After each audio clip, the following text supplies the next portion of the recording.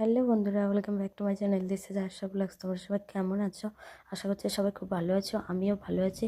আজকে হচ্ছে বুধবার, এখন দুপুর বাজে 12টা মতন।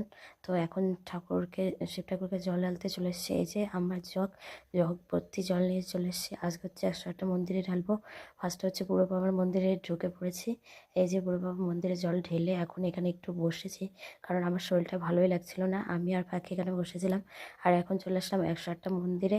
108টা মন্দিরের লাইন দেখে তো আমার মাথায় ঘুরে গেল।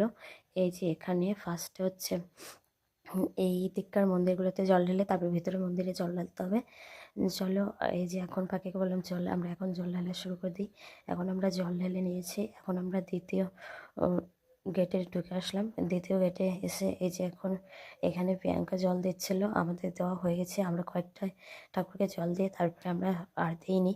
এই যে এখন প্রিয়াঙ্কা জল দিয়ে বাইরে চলে আসলো। আর প্রিয়াঙ্কাকে একটু দেখিয়ে দিলাম। এখন হচ্ছে প্রিয়াঙ্কা আর পাখি আমরা তিনজনের ছবি তুলবো। প্রিয়াঙ্কা বলছিল চলো আমরা ছবি তুলি, তার জন্য আমরা ছবি তুলছিলাম এখানে।